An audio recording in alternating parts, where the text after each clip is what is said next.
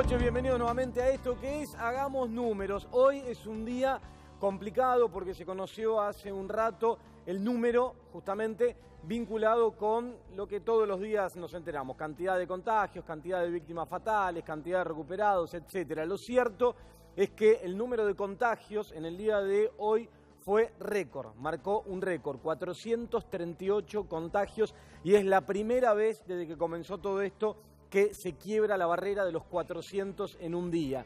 Veníamos advirtiendo, es lógico, el nivel de circulación social aumentó, perceptiblemente aumentó, basta con dar vueltas por la calle como para ver fácilmente que hay mucho más movimiento y obviamente, siempre lo dijimos, somos las personas quienes trasladamos el virus, con lo cual a mayor movimiento, a mayor traslado, mayor cantidad de contagios. La clave va a estar, y hoy en un ratito nada más vamos a hablar de eso, porque incluso se conoció un trabajo del Banco Central que pone el foco en la actividad económica, en el costo económico y en la recuperación, en cómo están imaginando que va a ocurrir la recuperación de la actividad en lo que podríamos llamar la pospandemia, si es que esto existe, pensando en volver a lo que era la normalidad. Ya sabemos, de hecho hoy hasta el propio gobernador de la provincia de Buenos Aires, Axel Kicillof, se refirió en algún momento en un pasaje de una declaración acerca de que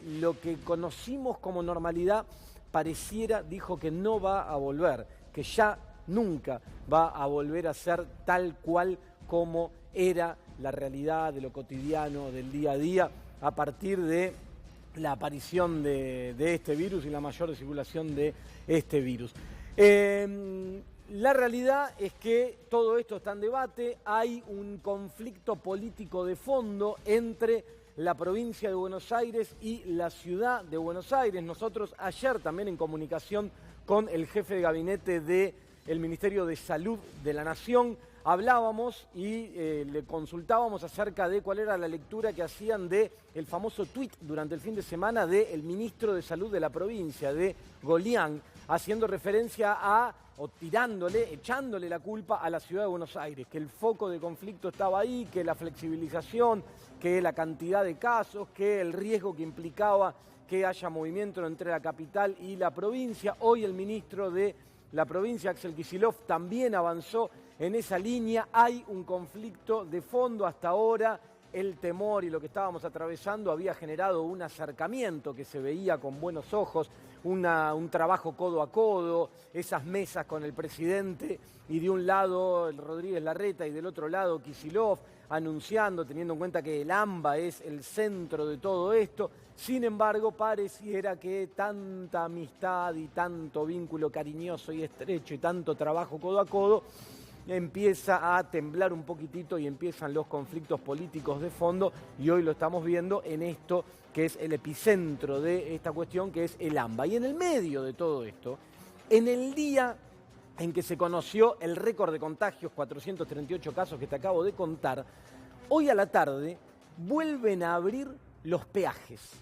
Vuelven a abrir los peajes en las autopistas, en las rutas, pero además con un adicional, que lo viví en carne propia. Yo para llegar al canal tengo que pasar por 2 peajes, sin cumplir con ningún tipo de protocolo. Volvieron los peajes. O sea, la prioridad es recuperar la rentabilidad de empresas cuestionadísimas y que le van a tener que dar explicación en algún momento a la justicia, exfuncionarios y estas empresas, de lo que fue durante la gestión del gobierno anterior el aumento desmesurado de las tarifas vinculadas con los peajes, algunas operaciones que hubo ahí que de hecho están denunciadas en muchos casos, que tuvieron que ver con una complicidad de un lado y del otro para generar estos aumentos desmedidos y esta rentabilidad extraordinaria que tienen estas compañías.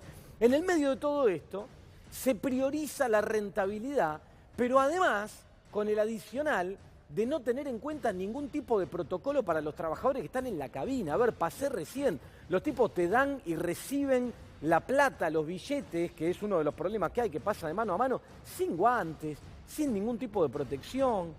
¿Qué están mirando, muchachos? La verdad que en el día en que hay récord de contagios, priorizar eso. Yo muchas veces escucho por estos días y entiendo que uno intente ser optimista, intentar mirar hacia adelante y que todo esto nos tiene muy conmocionados a todos, un discurso un tanto romántico acerca de que después de todo esto vamos a ser mejores y de esto volvemos mejores. Y se entendió que la lógica de la concentración del capital ya no es, y que el rol del Estado y que la distribución del ingreso y todo esto nos va a hacer volver mejores. ¿Nos va a hacer volver mejores? En el día de récord de contagios se prioriza la rentabilidad de empresas que están forradas de plata sin considerar ningún tipo de protocolo para los trabajadores y volver a la lógica de la rentabilidad y volver a cobrar en esas cabinas de peaje. Bueno, me parece que muchas cosas, si realmente queremos volver mejores y no es un simple discurso para tratar de pasar este rato complicado que estamos pasando, bueno, va a haber que rever unas cuantas cosas y empezar a buscar unas cuantas responsabilidades. Bueno, en el medio de todo esto, el tema económico, te dijimos que es una semana clave, y ayer acá en Hagamos Números hicimos el análisis de lo que pasa con la deuda. Mirá, qué temardo este de Pink Floyd, ¿eh? The Wall. Default. Aparece ahí. ¿Por qué? Ayer te dijimos, hicimos un análisis acá. Las probabilidades, o sea, qué podía pasar el viernes. Te planteamos 4 alternativas y qué probabilidad tenía cada una de ellas. Me acuerdo que ayer mismo acá, a esta hora, te decía, la probabilidad que en el mercado el optimismo, dicen algunos, de que parece que se alcanza un acuerdo para el viernes, ayer te dijimos es una probabilidad no baja, prácticamente nula. Bueno, hoy se confirmó de boca del propio ministro de Economía, Martín Guzmán, quien está llevando adelante esta negociación. Olvidémonos, ahora te voy a dar detalles, pero olvidémonos de que esto esté cerrado para el viernes, ¿sí? Lo cierto es que se abre una nueva alternativa que ayer, de las 4 posibles, te la planteamos como la más probable. La posibilidad de, a través de algún acuerdo, alguna tregua entre los principales acreedores y la Argentina, se extienda el plazo. Ahora, el debate atrás de esto es, ¿pero estamos en default? Bueno, en un ratito nomás te voy a contar bien, en profundidad, por qué estamos o no estamos en default a partir del viernes. En un ratito vamos con eso y todo el análisis. Pero ahora sí le doy la bienvenida a mis compañeros Lorena Toso, Gustavo Idoyaga. Ahí estábamos los tres, divinos. En esta pantalla tripartita me encanta. Hoy no coincidimos en ropa, ¿viste? Hoy yo me vine un poquito más oscurón. Sí. Y tenemos el rojo con esa rubia hermosa que está en el medio. Sí, siempre más desabrigada que nosotros. Bueno. Pero bueno. Bueno, buenas noches. Arranco con Lorena, contame. No, acá por la cucaracha. Qué maldad. Me dicen por qué es más joven. No, por favor, desde el control. No me consta, que parece más joven estamos. Qué maldad. Qué maldad bueno, todo. Lo del control, lo suyo. Todo la gran maldad. ¿Por qué no le mentís, Agustín? Bueno, ya que estamos rompiendo. Claro. Mentile, Agustín. No, pero es cierto, que parece la más joven de los tres, no hay ninguna duda. En mi caso, claro que es este barbón de cuarentena que tengo todo canoso. Bueno. Lorena, buenas noches. Contame, ¿qué tenemos esta noche? Buenas noches. Te traje un enigmático para hoy. Les traje a todos ustedes un enigmático. Me encanta. ¿Te acordás? Mirá. ¿De qué lado estás, chabón? Hablando de juventud. ¿Te acordás? Qué joven estaba ahí. A ver, Matías esta Martín, pregunta ¿no? tiene que ver con la política, ¿o no? Esta o de pronto con el espectáculo. No voy a hablar de Matías Martín, no voy a hablar de nosotros, Aquí no voy a hablar del mundo del espectáculo. Vamos a hablar, como dice Gustavo, de la política. Y de una especie de entuerto que no te voy a anticipar nada. Te lo voy a dejar así, como un gran enigmático. Bueno. Vos, chabón, ¿de qué lado estás? En un rato vamos con el enigmático y no somos solo nosotros y las canas. Matías Martín, ahí se le volaron unas cuantas chapas. Sí. Desde esa imagen hasta la realidad actual. Buenas noches, Gustavo Idoyaga. Bueno, Contame. con el lado de chabón me quedé recalculando, a ver si nos dice, si nos adelanta algo acá, Lore. Bueno, vamos a hablar de lo que quedó pendiente ayer, el tema, el virus de la desigualdad. ¿Y por qué decimos el virus de la desigualdad? Porque este virus vino en avión y ahora vos comentaste las cifras que tenemos en la ciudad de Buenos Aires. Está concentrado en 2 barrios y principalmente empezó a multiplicarse en las villas o en los barrios vulnerables. Por eso hay mucha relación entre la pandemia y la pobreza estructural. En instantes te lo vamos a comentar. Bueno, en un rato hablamos de eso. El tema de Charlie era no voy en tren, voy en avión. El virus va en tren, en avión, en bondi, va en lo que se te ocurra. Por eso un gran problema en todo esto es el transporte público y sobre eso se está trabajando. Bueno, ya mismo arrancamos con todo el análisis de la semana clave para la deuda y otras cositas económicas que están pasando acá en Hagamos Números. Dale. Atilra es artífice de un proyecto solidario, colectivo y social. Es una realidad que crece, se desarrolla, vive y se multiplica, pero sobre todo permanece en el tiempo. Atilra, más de 70 años sembrando de sueños el camino. Bueno, me siguen retando, acá no se entendió. Yo dije que Lorena Toso es la más joven y más linda de los tres. Pero o sea que se entendió medio mal. Bueno, porque me retan en los cortes. Bueno, vamos a arrancar con todo el análisis que te acabo de contar. A ver, default, el viernes, fecha límite, fecha clave, 22 de mayo. Y no es una fecha caprichosa. No es que al gobierno se le ocurrió fijarla como si lo había sido el 8 de mayo. ¿Te acordás que cuando se hizo la presentación en Estados Unidos, te contamos, el gobierno fijó como fecha de cierre de todo esto el 8 de mayo? Eso sí era una fecha caprichosa, o al principio, cuando se hablaba del 31 de marzo, también, y se podía modificar.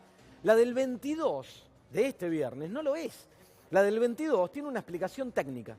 La del 22 es porque se cumplen 30 días desde que se decidió el 22 de abril no pagar el vencimiento de 3 bonos globales emitidos en dólares bajo jurisdicción externa por 503 millones de dólares. Ese día comenzó a correr un periodo de gracia de 30 días que está establecido en el prospecto de emisión del título y ese periodo de gracia se cumple el 22 de mayo.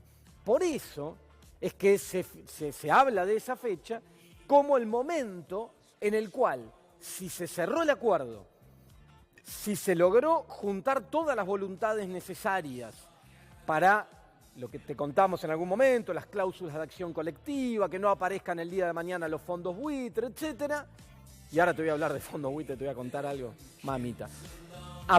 Con todo eso, si el viernes no se llega, entonces o se pagan los 503 millones de dólares o entras en default. Eso es lo que va a ocurrir el viernes. Default técnico, default selectivo, empiezan a aparecer un montón de eufemismos. Lo cierto es que es un default.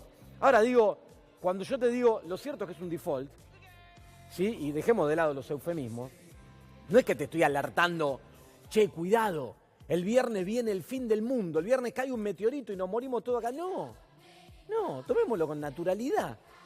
El gobierno anterior dejó como herencia una carga de la deuda imposible de afrontar. Imposible, en un acto de irresponsabilidad absoluta, porque en cualquier comercio que vos contratás un contador para que te lleve los números y te genera un endeudamiento de dinero que toma y que se va en gastos corrientes y que se va en fuga y que después te concentra todos los vencimientos en el corto plazo, bueno, y encima te genera la deuda en una moneda que no es la que a vos te ingresa.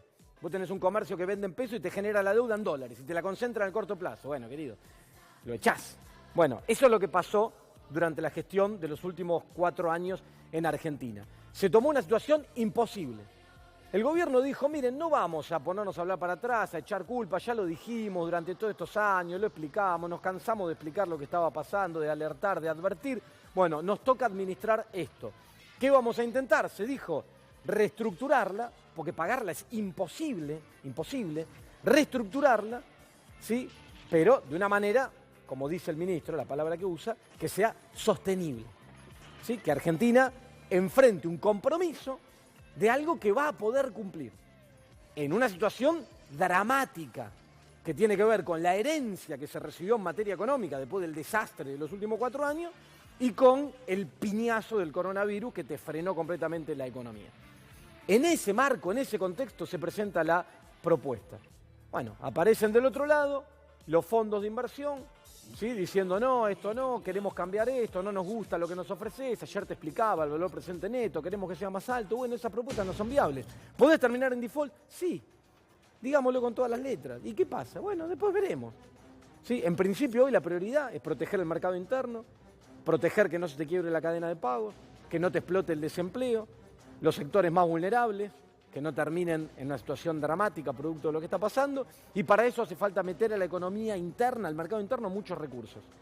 Si tomaste como herencia una deuda de un irresponsable, un grupo, un conjunto de irresponsables que con complicidad de un lado y del otro del mostrador la tomaron, bueno, veremos. Esta es la oferta que hay, esta es la propuesta. No la aceptan, quieren seguir jugando ese juego, bueno, tiene un costo, claramente. Los tribunales externos van a empezar a presionar al país. Pero bueno, esta es la realidad. Por eso te queremos decir que lo que va a pasar a partir del viernes, cuando no se alcance el acuerdo, más allá de que haya acuerdos entre las partes para extender un poco más el plazo, que es lo que seguramente va a pasar, es que técnicamente la Argentina está en default, va a estar en default. A ver, avancemos con esto. ¿Qué es lo que dijo hoy el ministro? Acerca de, ahí lo teníamos, del mayor plazo para reestructurar la deuda. El vencimiento del 22 es anecdótico. Bueno, te acabo de explicar que no es anecdótico. Tiene una explicación técnica de fondo, clara, concreta, concisa, que te pone frente a ese escenario. Yo entiendo la postura del ministro, que es, no voy a aceptar las propuestas que me están mandando porque no tiene que ver con lo que nosotros armamos, no es viable, no es sustentable, entonces no la vamos a aceptar. Vamos a extender el tiempo, negociaremos más adelante, pero a partir del 22 técnicamente la Argentina estará en default. Quien decide si la Argentina está en default o no es un comité. Mirá, pasemos a la otra. Es un comité de acreedores que está conformado por, ahora te voy a contar, 14 entidades, pero primero digo, en el medio de todo esto, me desordeno, en el medio de todo esto, el mercado que sigue, me dicen que es por la edad, esto no es por la edad, me dicen, el mercado que sigue jugando con el optimismo, el pesimismo, hoy estuvo más pesimista, hoy subió el riesgo país, hoy cayeron los títulos, pero el dólar blue, que yo acá te advertí, cuidado, no vayas corriendo cuando sube desesperado a comprar, porque es un mercado ilegal, que lo manejan pocas manos, que lo inflan porque especulativamente les sirve a alguno. Entonces, ya verás, si hace 2 días atrás fuiste, pagaste 138, hoy valía 123, te querés morir. ¿Sí? 15 mangos cayó el dólar blue. Bueno, entonces, cuidado, hoy tuvo de nuevo una caída más fuerte, producto de estas cuestiones especulativas y de algunas medidas restrictivas que el gobierno montó sobre el contado con liqui, etcétera. Bueno, ahora lo que te contaba, el comité internacional que decide si la Argentina está en default o no a partir del viernes, que es cuando se ocurrirá el vencimiento del periodo de gracia del incumplimiento del pago, agrupa 14 entidades, ¿sí? Que son acreedores de la Argentina, los más grandes, los más representativos, los que tienen más títulos de deuda en sus manos, forman este comité que toma esta decisión. Y es quien baja el martillo y dice, bueno, a partir de hoy no se realizó este pago, la Argentina, señores y señores, está en default. ¿Sabés quién forma parte de estas 14 entidades? ¿Quién es uno de los tipos que está en estas 14 entidades? Mirá esa carita, mirá, ¿te acordás de este? Mamita que... El regreso menos deseado. Vuelve Paul Singer. ¿Te acordás de Paul Singer? Paul Singer, el titular de un fondo buitre, el fondo Elliott, que, ahora hay otra placa preparada para esto, que litigó contra la Argentina, que era, después del juez Greza, que era su aliado, era el enemigo de la Argentina. El fondo buitre que venía acá a comer carroña y a destrozarnos. El fondo Elliott, ¿sí?, cuyo titular es Paul Singer, litigó 12 años contra la Argentina. Desde el 2005 que se reestructuró la deuda, el default fue en 2001. Ahí el fondo Elliott fue Paul Singer y compró títulos de deuda, cuando ya estaban en default. Después que se había dicho, basta, no pagamos más nada. Todos los títulos no valían nada. Por 2 mangos del que tenía, necesitaba la plata, te lo daba. Paul Singer compró. 2005, el gobierno en aquel entonces de Néstor Kirchner hace una propuesta de canje. Este fondo y algunos otros más dicen, no, nosotros no te la aceptamos. Lo que está pasando ahora, con BlackRock, con Singer de nuevo, lo que está pasando ahora. No te la aceptan. No te la aceptan, te empujan al default. Y después van y litigan. Después de 12 años, volveme un segundo a esta placa, después de 12 años, no, volveme a la anterior. Después de 12 años de litigar contra la Argentina, el fondo por decisión del gobierno de Mauricio Macri, ¿qué es lo que hizo? El gobierno de Mauricio Macri, que decidió pagarle a los fondos buitre lo que los fondos exigían, después de 12 años de litigar, cobró 2.400 millones de dólares. ¿Sabés qué rentabilidad tuvo este fondo?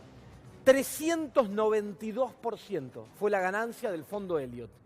Después de esto. ¿Por qué? Porque tuvo la espalda para aguantar 12 años, porque pudo presionar a la Argentina, porque consiguió al juez Griesa y ese juzgado afín, porque hizo lobby, porque metió plata, porque aguantó, presionó y tuvo esta ganancia. De nuevo, Paul Singer está sentado en el comité que a partir del viernes va a determinar si Argentina entra o no entra en default. Un tipo que viene de haber ganado esta cantidad de guita jugando a empujar a la Argentina en default. Como decía el gran Tato Bores, si no fuera una joda grande como una casa. ¿Cómo era que decía la frase? Se me fue. Me parece un chiste si no es que es una joda grande como una casa. Bueno, ahora tengo para contarte otras cosas que tienen que ver con algo que está pasando acá y te las voy a seguir contando. Bueno, avancemos entonces. Esto vinculado a la deuda. Ahora, en el medio de todo esto, el fin de semana apareció una diputada del oficialismo, una amiga de la casa porque varias veces ha estado como invitada acá, que es Fernanda Vallejos, diputada por Unidad Ciudadana Nacional, por la provincia de Buenos Aires, y lanzó una idea a través de su cuenta de Twitter, de declaraciones, y dijo: el Estado argentino, a aquellas empresas a las que está asistiendo financieramente en el marco de esta situación, debería el Estado quedarse con parte de esas empresas, con parte del paquete accionario de esas empresas. Algo que no es una novedad que se le ocurrió a Vallejos el fin de semana, sino que es algo, y ella también lo comenta así, que ocurrió en muchos otros países del mundo, incluso en muchos países desarrollados en la crisis financiera del 2007-2008, ¿sí? Aquella última gran crisis que tuvo el mundo, donde muchos gobiernos, como el de Estados Unidos, en algún momento con estos paquetes de asistencia se hicieron de parte de los paquetes accionarios de muchas empresas. Esto generó la alarma de muchos sectores empresarios con esta idea de, oh no, es una locura, otra vez vienen por todo las empresas, la propiedad privada, y ahí quedó. Y empezó a instalarse una idea de que, bueno, a ver, habrá sido una idea alocada de una diputada del oficialismo que lo dijo, pero no tiene ni un sustento. Hoy, en una entrevista, el ministro de Trabajo, Claudio Moroni, salió a respaldar la idea de que el Estado, con estos paquetes de ayuda, termine quedando con parte de los paquetes accionarios de las empresas a las cuales asiste. Con lo cual, gran debate que se va a venir, además de los impuestos a las grandes fortunas que se sigue debatiendo los próximos días. ¿Tiene que ocurrir esto o no? ¿El Estado tiene que quedar con parte de los paquetes accionarios de estas empresas, en parte de garantía de las asistencias que está dando o no? ¿De todas de las empresas a las cuales les ha ido muy bien y ahora reclaman asistencia? Bueno, gran debate que los próximos días también se viene en la Argentina. Antes de avanzar con los temas económicos y los demás que tenemos para esta noche, tenemos una comunicación en este momento, en estas modalidades virtuales que usamos estos días, en este caso vía Zoom, así de modernos somos, viste que estos días te estuvimos hablando, ya lo tenemos en pantalla, estuvimos hablando mucho de educación y la preocupación que tenemos sobre cómo sigue esto, qué pasa con el sistema educativo en Argentina. Con lo cual, la comunicación que tenemos, ya lo ves en pantalla, es con el ministro de Educación de la Nación, el señor Nicolás Trota. Buenas noches, Nicolás, ¿nos escuchás? Sí, ¿cómo estás, Agustín? Muy buenas noches. ¿Qué tal? Buenas noches, ¿cómo estás? Nicolás, para disparar esto, un poco, bueno, hoy tenemos récord de contagios de nuevo. Esta situación que vos marcabas de que hasta que no haya una solución de fondo, volver a la modalidad presencial es algo que está lejos, seguís sosteniéndolo. ¿Estamos lejos del retorno a la modalidad presencial en el sistema educativo? Al retorno a la modalidad presencial como la transitábamos en marzo de este año. Vamos a tener, cuando la salud los permita, que volver de manera escalonada, como están haciendo los países europeos, que están transitando una instancia distinta a lo que es el impacto de la pandemia en el hemisferio sur. Ellos están, ¿no?, hoy transitando la primavera rumbo al verano, nosotros estamos transitando el otoño rumbo al invierno. Para nosotros es fundamental sostener este enorme esfuerzo que están llevando adelante maestros, maestras, profesores, estudiantes y familias para garantizar esta continuidad educativa pedagógica en una Argentina profundamente desigual, en una América Latina muy desigual, y ser conscientes que vamos a volver a las aulas cuando la salud lo permita, porque nuestro gobierno, el presidente han sido claros en priorizar el cuidado de la salud, y cuando podamos definir el cuándo, también vamos a tener que trabajar en el cómo. ¿Cómo va a ser ese regreso en las aulas? Sosteniendo los esquemas que los tenemos que llevar en la habitualidad de nuestras vidas, que es el distanciamiento físico o social. Ministro, a propósito de eso, nosotros ayer hablamos bastante aquí en el programa acerca de modalidades, visiones, miradas que tienen los especialistas y los propios participantes de toda esta historia, que son los chicos, los docentes, los padres. Se está trabajando puertas adentro del Ministerio y seguramente en una convocatoria a especialistas con una posible modalidad o escalonada o que sea una cuestión mixta, que algunos días los chicos vayan al colegio, otros días hagan tareas remotas, que esto pueda ir modificándose en función de cómo avancen las cosas y también en función de cuál es la posibilidad edilicia que tiene cada una de las escuelas? Sí, por supuesto. Nosotros estamos trabajando en protocolos que permitan luego a cada escuela, según su realidad edilicia y también según su realidad de cantidad de estudiantes, se puedan ir adaptando, ¿no? Adaptando sus aulas, que no son todas iguales, que hay diferencia en la dimensión de cada aula, como también de cantidad de estudiantes en cada aula, en lo que son los espacios comunes, desde los pasillos, los comedores, los patios donde están los recreos, todo el proceso de ingreso al establecimiento educativo, que es un momento de mucha concentración de personas, también hay que ser muy cuidadosos en ese sentido, avanzar también, como lo vienen haciendo las provincias, en refacciones que garanticen, ¿no?, las medidas preventivas vinculadas a higiene de nuestros establecimientos educativos y sumando una mirada diversa, no solo la mirada de los epidemiólogos en cuanto a lo que debe ser este distanciamiento social, sino también de las máximas referencias del campo educativo y también la mirada, por supuesto, de los docentes,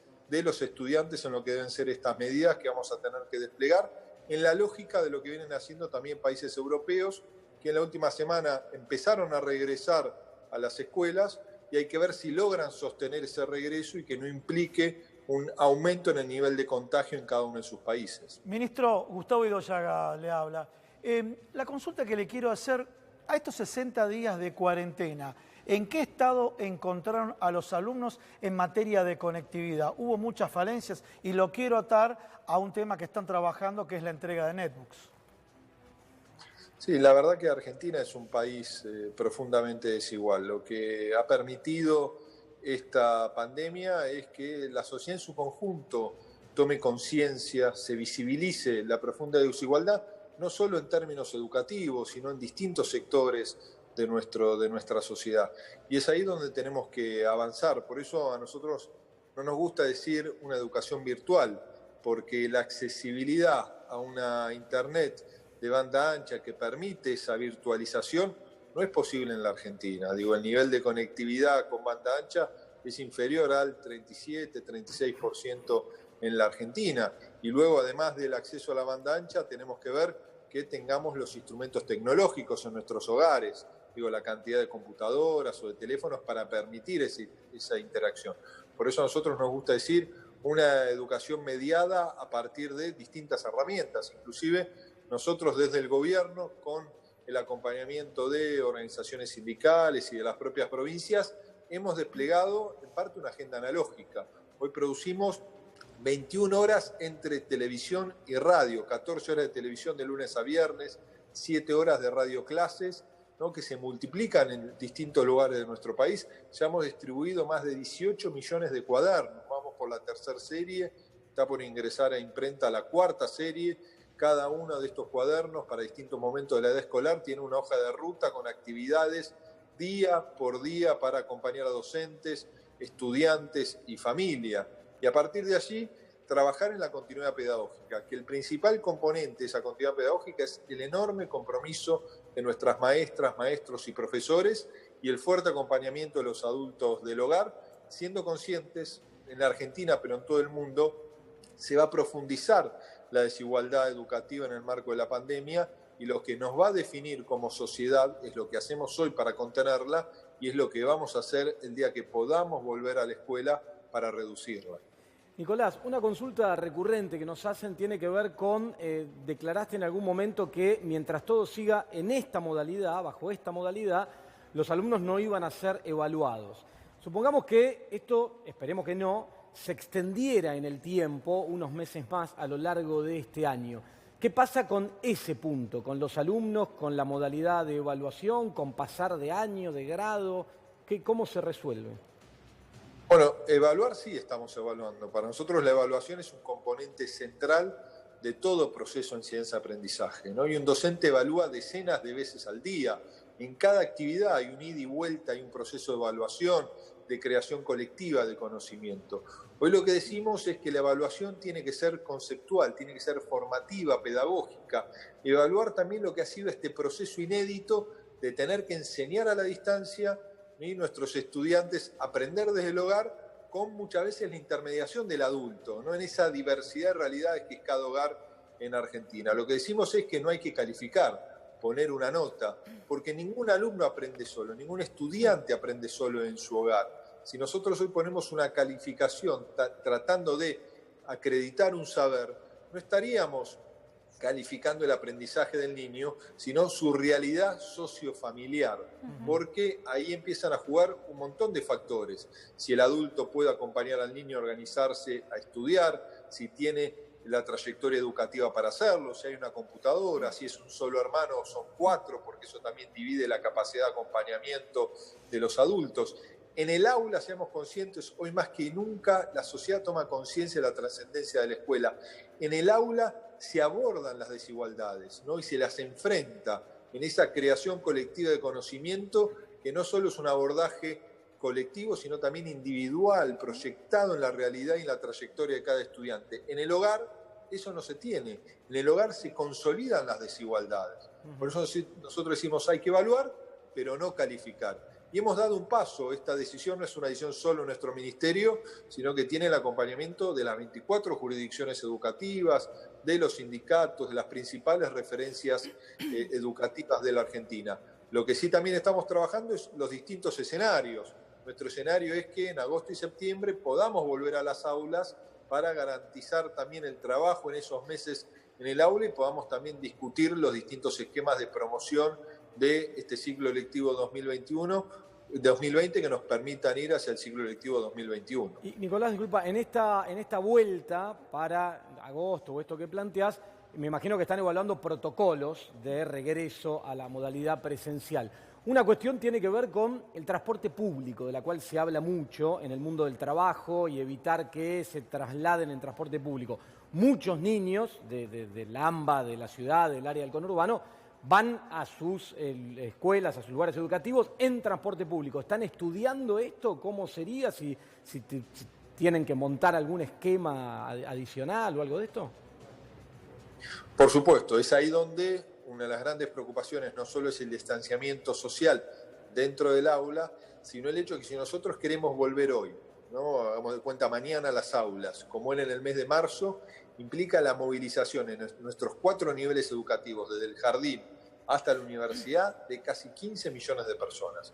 Por eso hay que hacer un regreso escalonado, no todos los días, todos los estudiantes, y vamos a tener que trabajar también en los protocolos necesarios con el transporte en nuestras ciudades medianas y grandes, donde el uso del transporte público es la regla para poder llegar a la escuela, a diferencia de esas comunidades más pequeñas, donde hay un marco de mayor cercanía, o se va caminando en bicicleta, en motocicleta, o usando el transporte público de corta distancia. Acá es la complejidad que tenemos en las grandes ciudades y es parte de los protocolos que se van a tener que trabajar para garantizar ese regreso a las aulas. Ministro, usted recién mencionaba el tema de los cambios que se van a ir dando, la colaboración que hoy tienen esas horas de televisión, de radio, etcétera, para las clases. Los docentes, de acuerdo a algunas encuestas que se han hecho en estas últimas horas, hablan de lo mucho que aprendieron en materia de tecnología y lo mucho que les gustaría poder implementar esa tecnología en la futura escuela, en aquello que veamos a partir de agosto-septiembre, como usted decía recién. ¿Qué posibilidades hay de que ese tipo de mecanismos para la enseñanza sean adaptados y se puedan implementar teniendo en cuenta lo que recién le preguntaba también Gustavo sobre la cuestión de la desigualdad? Sí, un punto importante que podemos rescatar en el marco de esta realidad tan compleja que tenemos es el proceso de apropiación tecnológica que estamos viviendo toda la sociedad, ¿no? Con un marco de mucha más cotidianeidad. Y eso es un activo, siempre remarcando que la tecnología es una herramienta, no es un fin en sí mismo y que puesta al servicio de una mirada pedagógica correcta mejora los procesos de enseñanza-aprendizaje. Ahora, nuestra responsabilidad como Estado es avanzar en un plan de conectividad que no solo debe garantizar el avance en la conectividad de nuestras escuelas, hoy tenemos el 40% de las escuelas conectadas, no tenemos que resolverlo en los próximos 3 años, avanzar un paso firme, lo estamos trabajando con el ENACOM y con ARSAT, ¿no?, para poder cumplir ese objetivo. En la distribución de computadoras, ¿no?, se abandonó el Plan Conectar Igualdad, un programa emblema de la gestión de Cristina Fernández de Kirchner, que implicó la distribución de más de 5 millones de computadoras, un ejemplo en ese sentido en América Latina, lo tenemos que volver a transitar.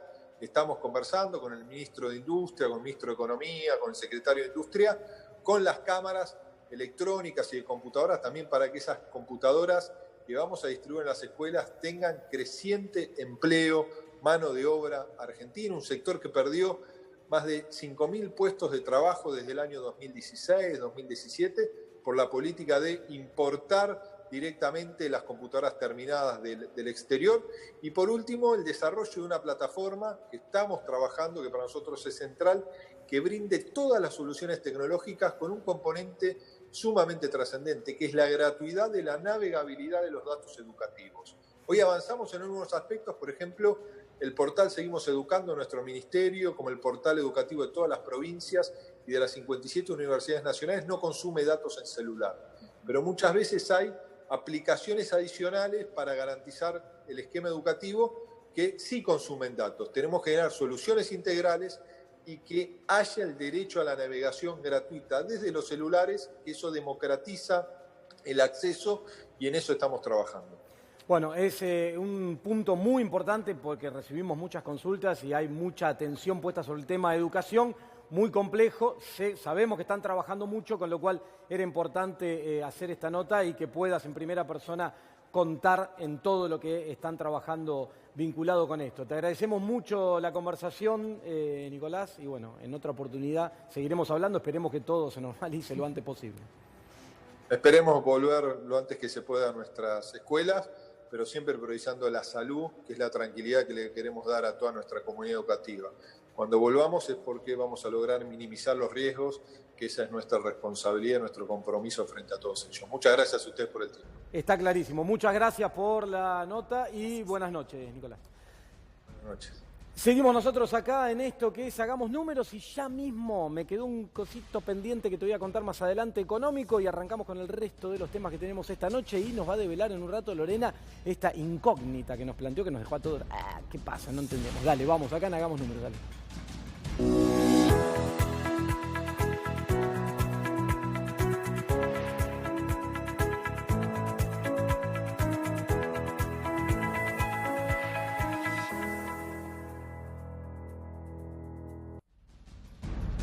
Bueno, y ahora sí, Gustavo Idoyaga, contame, porque hablamos con el ministro Trota de desigualdad. Venimos hablando acá en el programa mucho de desigualdad. Estamos en la región más desigual del mundo y en un país muy desigual. ¿Qué pasa con la desigualdad? Qué introducción.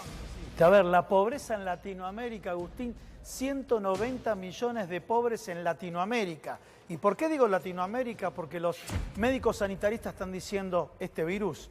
Ahora hay que ver Latinoamérica, hay que ver este hemisferio, qué es lo que está pasando y tiene mucha relación con la pobreza estructural. Pero vos diste los datos del día de hoy, los contagiados están creciendo en los barrios vulnerables y vamos a la primera imagen, a ver si la tenemos acá. Y esta primera imagen está marcando la cantidad de villas que hay en el país, o barrios vulnerables o barrios con menor poder adquisitivo. 4.000 en el conurbano bonaerense, dicen que está entre 1.600 y 1.800. No hay un dato específico con respecto a la cantidad de villas, pero ronda en ese número. Y en la capital federal, solo 55. Y digo solo 55, pero sin embargo la densidad poblacional es muy concentrada. Y esta concentración, Agustín, es lo que está marcando la diferencia de los infectados. Y vamos a la próxima imagen. Y acá es el dato para que después de esto, y ya nos metemos en pobreza estructural, le queremos mostrar a todo el país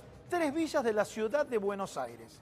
Y no es un dato menor, con formatos diferentes y con contagios diferentes. La primera, llamada Barrio Mujica, todos lo conocen como la Villa 31, tiene 40.000 habitantes y 32 hectáreas. Es una villa vertical, ahí lo podemos ver. hay hasta 4 pisos y en este caso, esta foto, la calle es amplia, pero en muchos casos son calles muy, pero muy angostas. En esta villa, en este barrio, hay aproximadamente al día de hoy 1000 infectados. Vamos a la que está a la derecha, la del barrio Ricciardelli, que es la 1, 11, 14. Y vos fíjate, Agustín, una cuestión, ya que hacemos números acá, fíjate lo que dice, 25.000 habitantes, pero la misma superficie. Y ahí ya tenemos la primera comparación. La Villa 31 con la 1, 11, 14 quintuplican los contagios. Y acá empezamos a meter el tema de pobreza estructural. Vamos a otra que tiene la misma cantidad de habitantes que la 31, pero tiene el doble de hectáreas, que es la Villa Zabaleta. Estos datos, lamentablemente, son los datos que vamos a tener que ir viendo y monitoreando. Pero esta villa, que tiene una estructura vertical, está marcando la mayor cantidad de contagios. Y las fotos, déjame marcar, Gustavo, estas fotos que traes están muy buenas porque vos mirás esto, hablame de aislamiento social, ¿no? Mirá lo que es esto. Corredor pequeño, hacia arriba, como marcás, hacinamiento. Por eso es lo que venimos marcando, que la complejidad que tiene el crecimiento del virus en estas áreas específicamente, es que si la única vacuna es el aislamiento social, bueno, se empieza a complicar y mucho contener el crecimiento de los contagios, ¿no? ¿Sabés, Agustín, que hoy en la radio le hice una entrevista a una médica infectóloga, no quiero dar el nombre, pero le preguntaba por la recorrida en las villas? Y sabés que mucha gente le toca en el timbre y no quiere abrir la puerta porque tiene miedo, ¿sí? Vos fijate qué difícil. Y otro tema, y acá, si te parece, Lorena, nos metemos, porque también se metió en la grieta el debate, ¿no? Porque en la provincia dicen que no hacen controles y en la capital hacemos testeos. Salió hoy la ministra Carla Bisotti a decir que los controles se hacen tanto en provincia, de 600 a 950 testeos diarios, y también en la capital federal. Y un dato no menor, la tasa de positividad es muy alta en la capital federal, ¿no? Y ahora sí, pasemos a la próxima imagen, y acá empezamos a hablar de qué es la pobreza multidimensional. Y bueno, y acá entramos, Agustín, viste que vos viniste contando, ¿te acordás que en abril se dio a conocer el dato de pobreza en función de ingresos? Y ese dato apareció desapercibido porque vino la pandemia. Y en el Observatorio Social de la UCA lo que hace es medir otro abordaje que es multidimensional y dice alimentación, salud, calidad de vivienda, medio ambiente, empleo. Y ahora sí pasamos a la próxima imagen de cómo se constituye la pobreza multidimensional.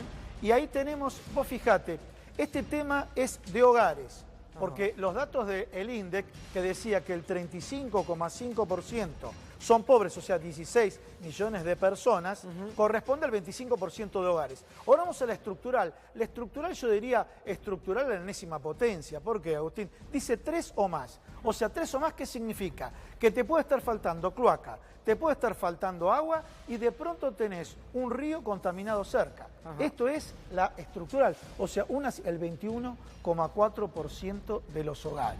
Mucho más difícil de tratar desde el Estado, porque la pobreza por ingresos, que se mide a partir de evaluar una canasta, si estás por arriba o si estás por debajo, de repente transfiriendo recursos con programas como el IFE, por ejemplo, podés sortearla, podés hacer que determinados sectores que tienen ingresos por debajo de la canasta pasen por arriba. Pero esta cuesta, esta pobreza, por eso se la llama estructural, ¿no? Digo, porque ahí tenés que cambiar condiciones de vida de fondo que llevan mucho tiempo, ¿no? Una cosa más para consultarle a Gustavo también sobre esto, porque digo, entre esas cosas que pueden faltarles dentro de la pobreza estructural, hay una central. Recién Agustín hablaba del hacinamiento, vos también lo mencionabas, la cantidad de personas que viven dentro de una superficie muy pequeña en esos barrios. Sí. Pero si a eso le agregás la falta de agua, cuando lo más importante, o dentro de lo más importante para esta pandemia y para el cuidado, es lavarse las manos y tener a disposición agua, estamos elevando mucho más todavía la vara a la hora de poder encontrarle algún tipo de solución, ¿no? Justo lo que vos comentás fue el tema de Ramona Medina, ¿no es cierto? Que se pudo, por la tristeza de la pérdida de Ramona Medina, se empezó a instalar esto en los medios. Ahora vamos a la próxima, porque está el hacinamiento, lo que vos mencionás, dentro de esta multiplicidad de causas. No sé si en la próxima, pero una es la falta de agua corriente y otra el hacinamiento. A ver, el 11% no tiene agua corriente. Ahora, Agustín, fíjate, no tiene agua corriente, pero si no tenés cloaca, ¿qué es lo que podés hacer? Tenés agua corriente y no tenés cloacas. O, la más chica, no tenés energía. ¿Te acuerdas, Agustín, cuando el año pasado o el anteaño, ¿te acuerdas que fuimos a Villa Inflamable? Sí, ¿Te acordás esa nota? Sí, sí. Donde era absolutamente contaminante, estaban todos potenciados, o sea, el agua estaba podrida, no tenía acceso a ninguno de estos servicios. A ver si podemos pasar a la próxima. Estamos contando así brevemente, pero que las características de la pobreza multidimensional, y esto es muy importante, el tema de vivienda digna. Y acá, justo Lore, lo que preguntabas, hacinamiento, 13,5%. Hacinamiento es cuando viven 3 o más personas en un solo cuarto, imagínate, ¿sí? 13,5%. Y ahí tenemos la precariedad de las viviendas, significa de chapas. Vivienda digna, que no acceden a vivienda digna, que tienen casas, como ves en la foto de ladrillos, pero de pronto le falta una serie de servicios para que sea digna esa vivienda. Bueno, todo esto es lo que está tipificando a la pobreza estructural. Por eso decimos que el virus ahora, primero vino en avión, y ahora el virus es el virus de la desigualdad, porque va en el transporte público, como le preguntabas al ministro, y tiene un efecto multiplicador en estos barrios. Muy complicada la situación, por eso el tema del aislamiento de entrada, cuando el virus venía del exterior, trató de contenerse esta situación, se trató de evitar que llegue justamente a estos lugares que hoy te estamos mostrando y contando, porque la propagación, una vez que empieza a circular por ahí, se hace mucho más difícil. Lamentablemente, en este momento estamos viendo. Mira, esta foto que vemos acá atrás son testeos, es una foto, una imagen de testeos que se hicieron hoy, en el día de hoy, en la provincia de Buenos Aires, ¿sí? Todos estos testeos que están empezando a hacerse, también hay que marcar una cosa, aumentó la cantidad de contagios, se está testeando más que hace un tiempito atrás. Pero lo cierto es que esta cantidad de infectados que se observan en estas zonas, con las características que recién acaba de describir minuciosamente Gustavo, bueno, marcan un escenario bastante complicado. Mientras tanto, yo tengo una duda. Yo tengo el interrogante, Agustín. Una duda enorme, tengo una duda que me sigue dando vuelta. Me quedó la imagen de Matías Martín con pelo. Yo también, yo estoy acá con el acertijo. Lo del pelo, ¿es por algo en especial? No. Pregunto. Al contrario. Martín. Mejor ahora, bienvenido. Sí. Digo para él, yo hace rato que ya estoy con el look. Bien, pero es más cómodo. Y aparte a los que las ¿Y vos de llevamos- qué lado estás? A ver, le vamos a decir el acertijo. Nunca entendí de ¿Vos de qué lado estás? ¿De qué? De relación la a qué? historia, de las cosas que pasan.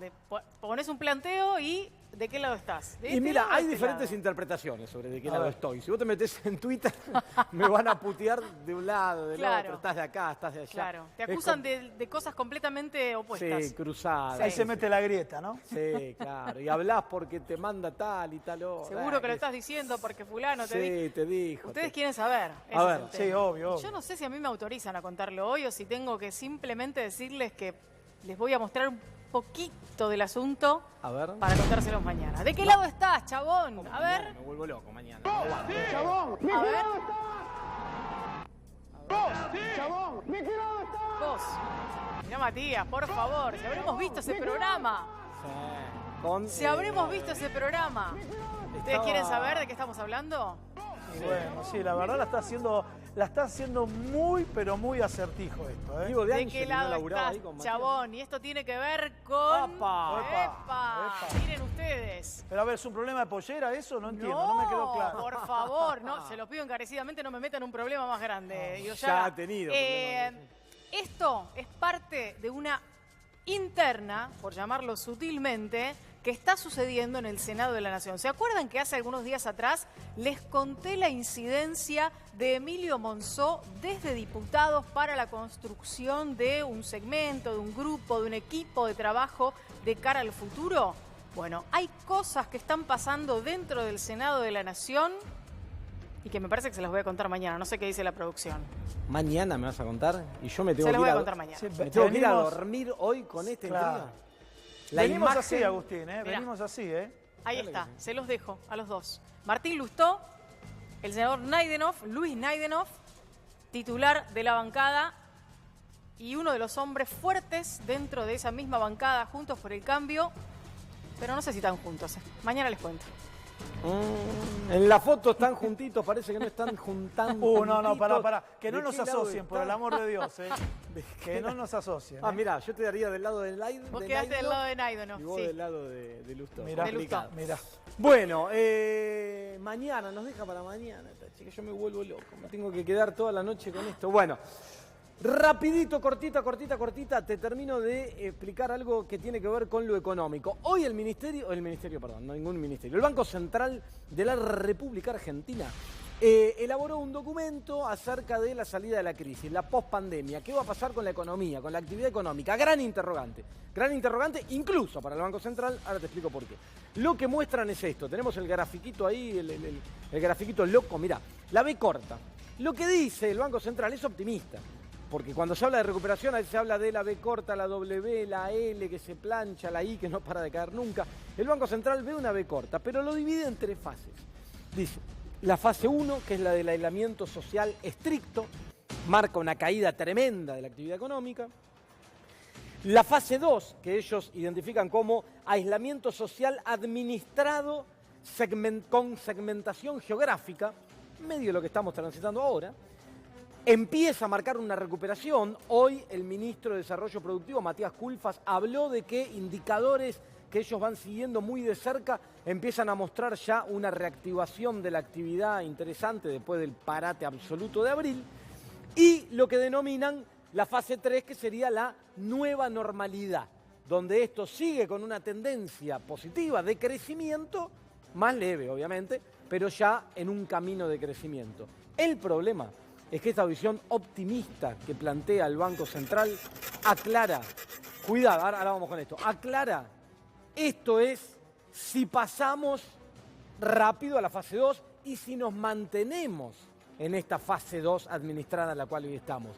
Si por algún motivo de crecimiento exponencial de los contagios, producto de la zona donde se están dando, lo que explicaba recién Gustavo, etcétera, volvemos a la fase 1, vuelve la caída y esa B corta tan optimista dejará de ser tan optimista. Pero ya que hablamos del Banco Central, Lorena dejó un tema para mañana y yo voy a dejar otro tema para mañana.